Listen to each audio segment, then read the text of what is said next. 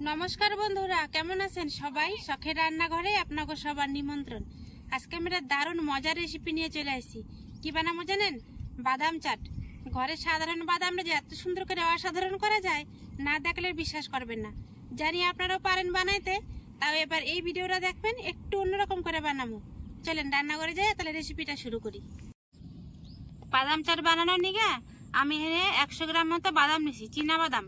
এটা কিন্তু আমি 5 মিনিট আগে জলের সাথে ভিজায় রাখছিলাম, ফুলে একটু বড় বড় হয়েছে আর গায়ে হালকা হালকা জল লেগে রয়েছে। আর বাদামটা চটপটা বানানোর নিগা আমি এর সাথে কিছু মশলাপাতি দিয়ে দেবো। প্রথমে সামান্য পরিমাণে সাদা নুন দিয়ে দেবো, অল্প একটু হলুদ দেবো, ঝাল ঝাল খামো তার নাকি একটুখানি লঙ্কার গুঁড়িও দিয়ে দিলাম, অল্প একটু জিরার গুঁড়ি, অল্প বিট নুন, অল্প কটা মৌরি দিমু, খাস মা মুহে পড়লে ভাল লাগবো।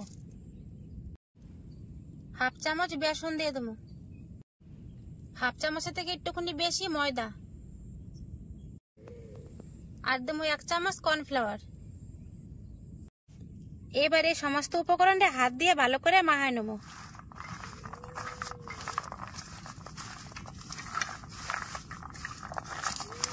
আগে থেকে কিন্তু জল দিবেন না, ভালো করে আগে মাখায় নেবেন।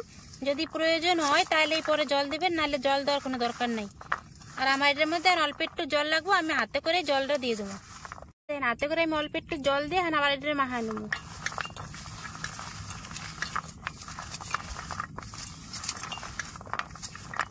এমন ভাবে মাখাবেন যেন বাদামের গায়ে সমস্ত ময়দা আর মশলাপাতি গুলো লাগে থাকে। দেখেন সবকটা বাদামের সাথে কত সুন্দর আমার মশলাপাতি গুলো মাখিয়ে গেছে না? এখন এগুলো গরম তেলে সুন্দর করে ভাজে নিলেই হইব।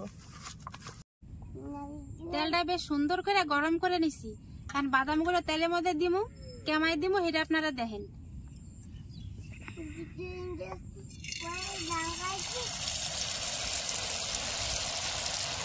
এর মধ্যে ছড়াই বাড়াই দিবেন, একটা একটা করে দেওয়ার দরকার নেই, অত সময় কোথায় পাবেন।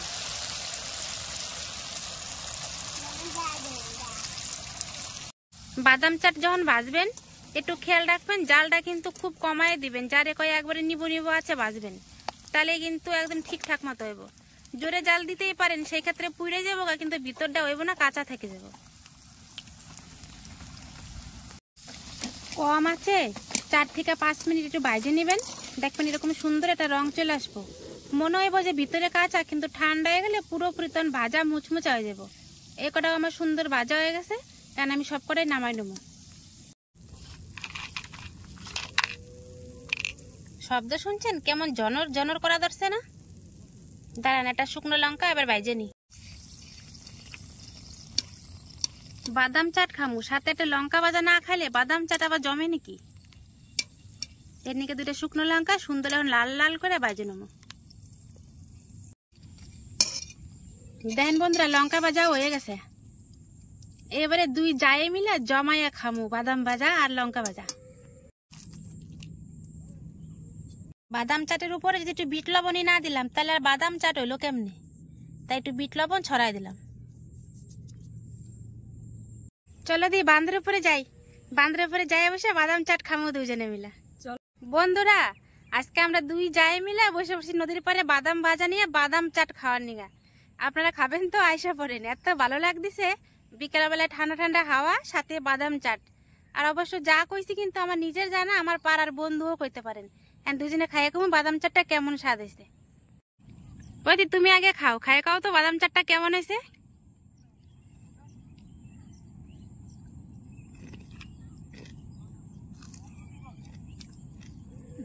এগুলো যদি বিকেলে চায়ের সাথে খাওয়া যায়, মুড়ির সাথে, খুবই ভালো লাগবে। আপনারা বানিয়ে খাইয়ে দেখবেন, ভালো হবে। মুচমুচা হয়েছে তো দি? দারুণ সুন্দর হয়েছে, দারুণ মুচমুচে, খুব সুস্বাদু হয়েছে, খুব ভালো খেতে। দাঁড়াও আমি তাহলে খাইয়ে দিই কেমন হয়েছে।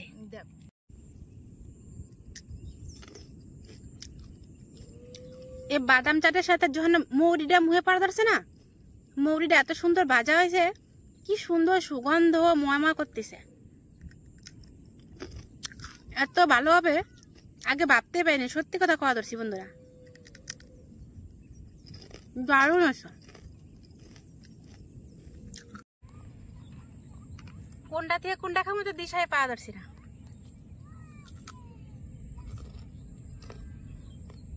সত্যি তো বিশাল মুচমুচা হয়েছে।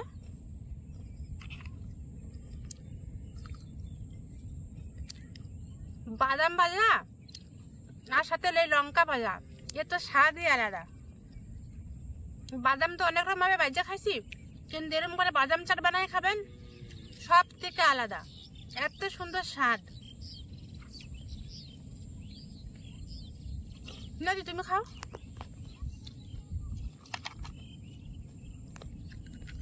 যদি আমার এই সহজ রেসিপিটা আপনাকে ভালো লাগে তাহলে অবশ্যই এটা লাইক, কমেন্ট, শেয়ার আর সাবস্ক্রাইব করে দিবেন।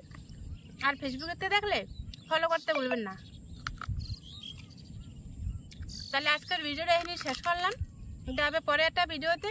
ততক্ষণে নিগা নমস্কার।